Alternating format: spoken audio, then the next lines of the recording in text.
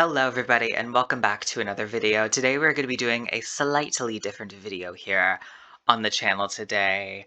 If you have watched my content for a long time, you would know that I'm not just a fan of Drag Race. I am maybe even a bigger fan of Survivor. They fight for first and second for me.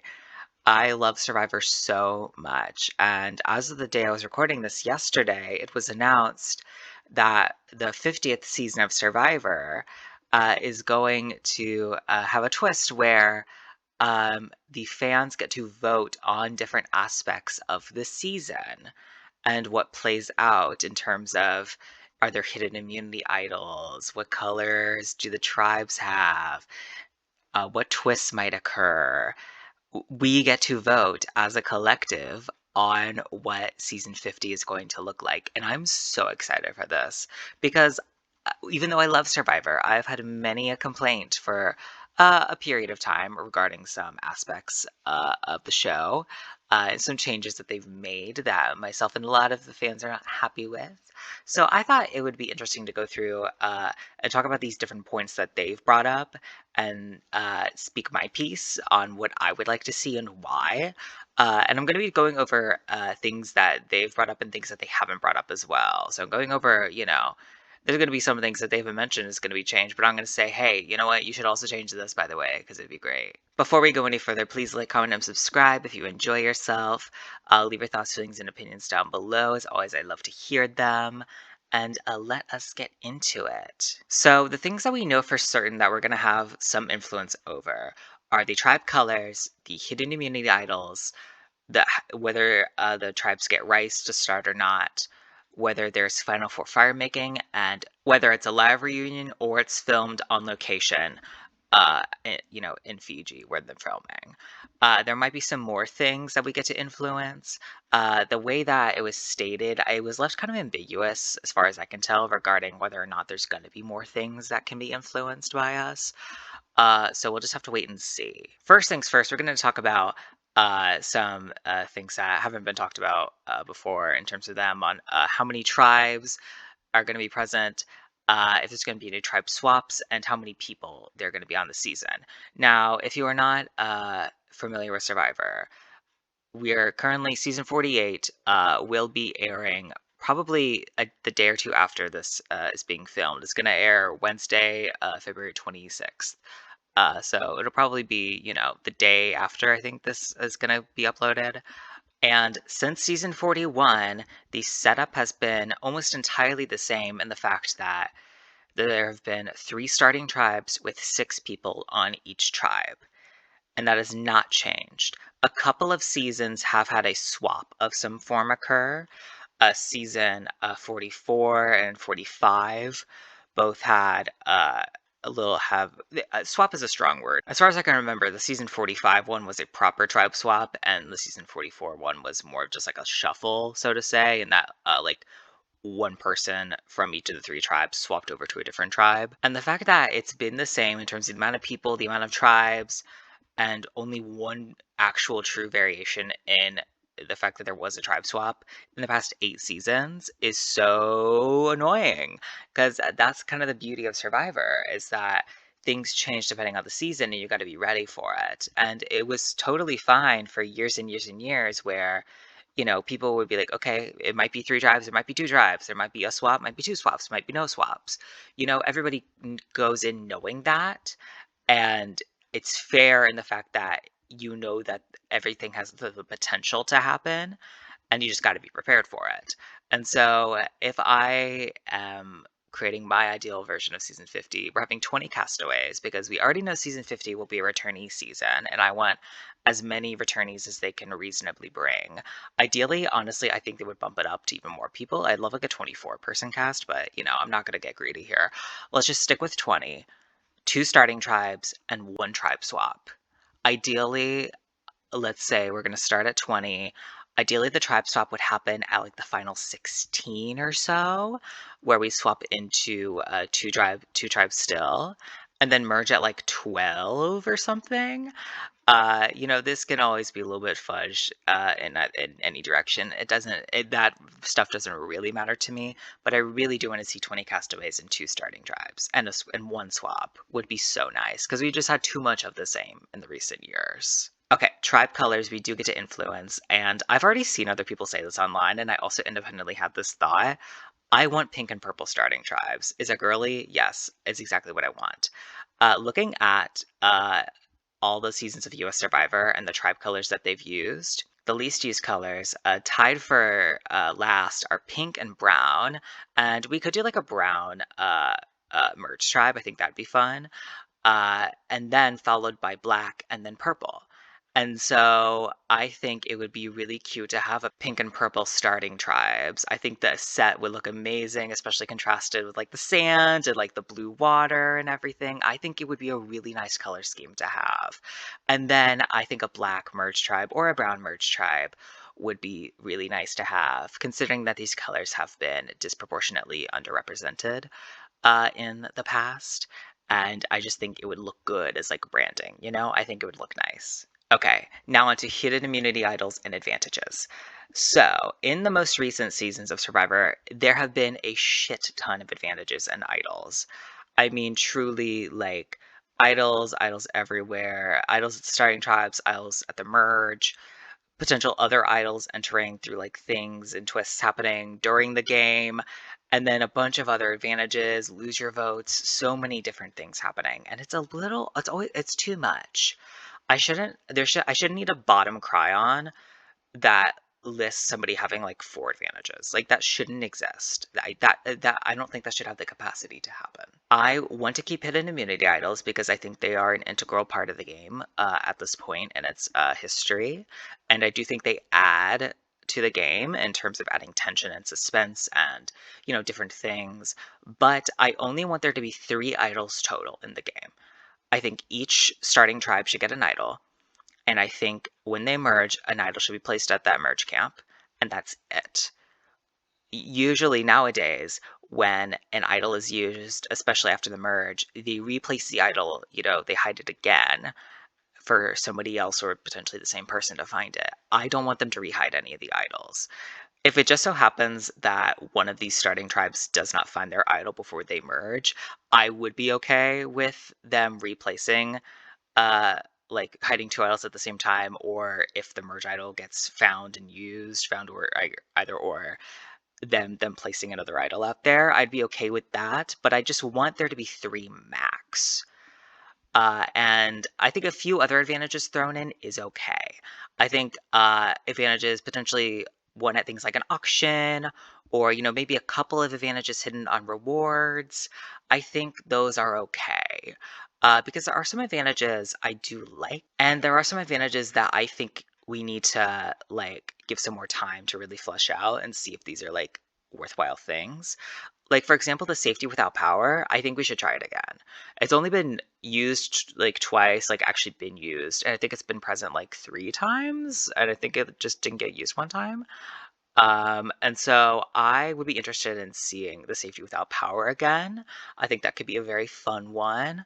And then I think there are some pretty inoffensive advantages that have existed in Survivor's history that I do think why not try them again? Like it would be perfectly fine if they threw one of them out there and like does to kind of, cause a little bit more stuff to happen. Like if they threw out, like a vote block or steal a vote.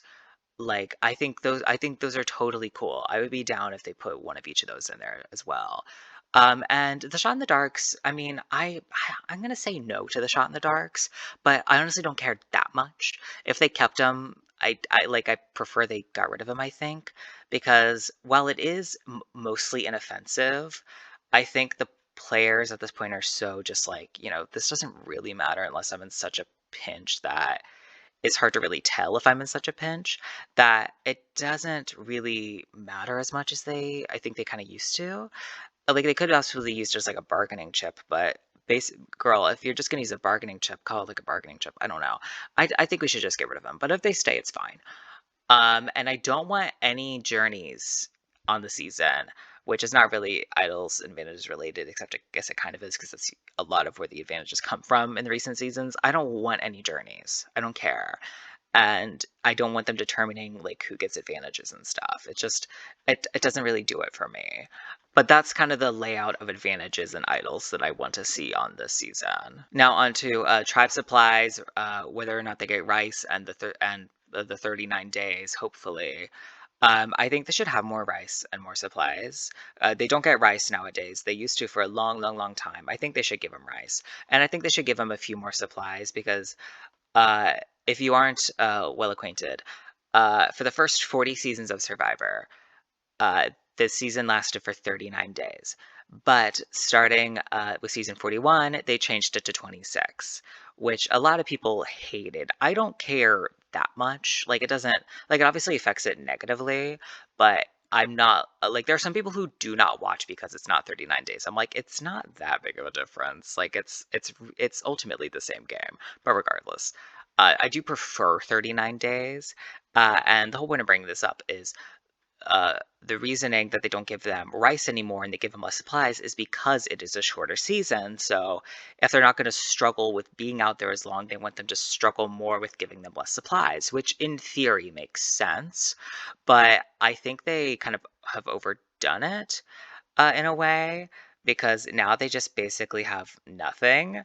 And it's like not as fun when they're like, oh, we basically just ran out of food, and they have to do a forced negotiation in order to be like, okay, will you negotiate to get more food for the last 10 days of the game? Because, you don't really have anything. Like, just give them more supplies and make it 39 days. And even if it stays 26 days, give them rice and a few more supplies. Now, final four fire making, and a final three or a final two. Starting with the final three or final two, I don't really care. Like I do, I think it'll be interesting to see a final two again. But if it is a final three, that is not a make or break for me at all. I'm totally good with it. But I do have great opinions on the forced fire making, which is that it fucking sucks. I hate it. So, in season 35, they introduced a twist where at the final four, for the first 34 seasons of Survivor, at the final four, one person would win immunity, be safe from being voted out, and then the four people left would vote on who they want to vote out. It's simple as that. But starting season 35, the way that it is set up now is that the winner of the final four immunity chooses one of the other people to save, and the other two have to compete in a fire-making challenge in order to determine who makes the final three and who gets eliminated in fourth place. I think it is just so unnecessary. I think it's such an element of the game that people either put a lot of stake in or no stake in, which I think is weird. Like there have been seasons where the outcome was determined by who won the fire making, and it's like that's so dumb. Like really, we're determining like a 20-minute task as like determining the course and the result of a 39 or 26-day long game. Like that's ridiculous. I don't understand that. And also, it doesn't really cure the problem it was intending to cure. So the reason that they introduced it was that all immunity idols, for exception of like 2 seasons, neither of which happened when the Final Four fire making existed. All immunity idols had to be played by the final five. Final five was the last round you could use an idol. And what had happened was that at the final four, the very obvious biggest threat remaining would get voted out, and they would just be done and over with. And I think the producers got upset about that and were like, hey, we need to do something to prevent it from the biggest threat just automatically going at the final four and give them an extra chance besides just winning the immunity. Which, like, in theory, I understand why they want that, but all it does is push along the problem. Because nowadays, at the final five, the biggest threat is fucked unless they have an idol or win immunity. So you're literally just pushing the problem back to the round before. It's not actually a remedy. The amount of times post season 35 that we've seen the scenario happening where the biggest threat automatically goes at Final Five unless they win immunity or have an idol is the exact same as at the Final Four and seasons before that. If the biggest threat doesn't have immunity, they just go. And so I think that we should just bring back the standard Final Four vote because, frankly, if you're playing the best game, you're not going to get voted out, are you? Like, that's kind of the goal is to not be voted out. So if you're playing the best game, like, ideally, you won't be voted out. So I think it should really just be merit based on your strategic and social game, whether or not you survive the Final Four and go to the Final Three. Also, there are so many factors to the fire making challenge that, like, are interesting and don't feel entirely fair. Like, there are things that you just cannot, like, account for every time. Things like wind. Like, literally how the wind blows.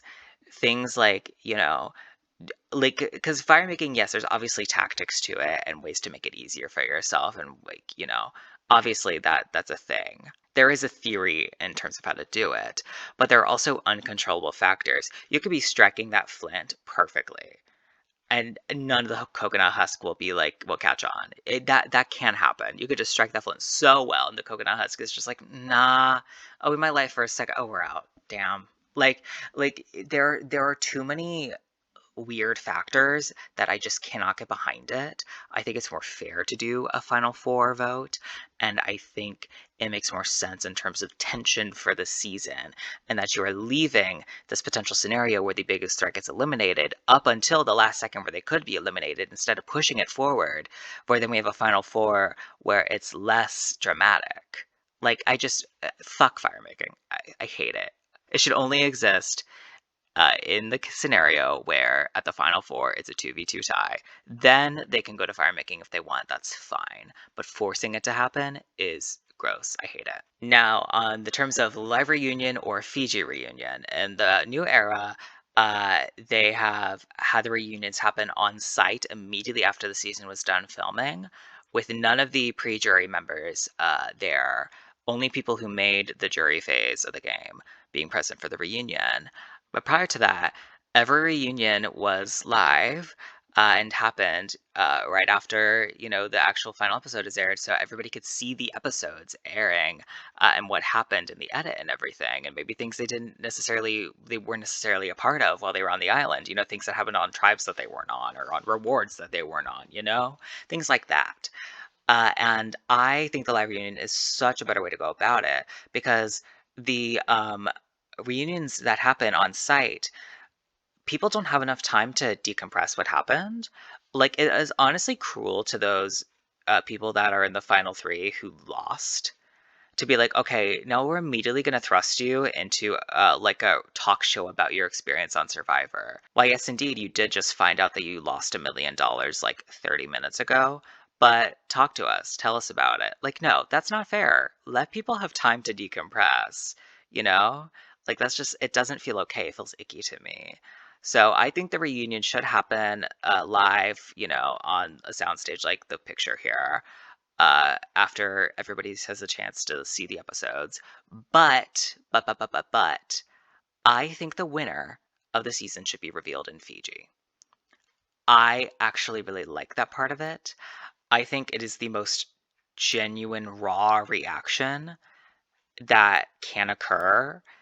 Somebody finding out literally just after they poured their whole heart out and told the jury why they think they should win $1 million. Finding out immediately after that you did win or didn't win is I love seeing it. I really love seeing that part of it. I love seeing the shock and joy on the winner's face. I love it so much. Again, I think it's kind of cruel to make them have a talk show about it, literally right after it happens for the losers. And, the winner most likely doesn't also have their head wrapped around the things that they want to say about their experience either, really. But I do think that they should announce the winner on site, pop open a bottle of champagne, let everybody, we get a little B-roll of like everybody mingling and Jeff saying like, all right, we'll see you all back in LA for the reunion. And then we cut to the reunion and we actually have the reunion. I think that's the best way to go about it. Well, that is going to be it for this video. Please like, comment, and subscribe if you enjoyed yourself. Leave your thoughts, feelings, and opinions down below. I love talking about Survivor. And so if y'all have any opinions, I would love to hear them. And I'm so excited for season 50 to come out. God, this time next year, it's going to be almost exactly a year from now when that season airs. So I'm very excited for it. Again, thank you all so much for watching. And as always, take care. Bye-bye.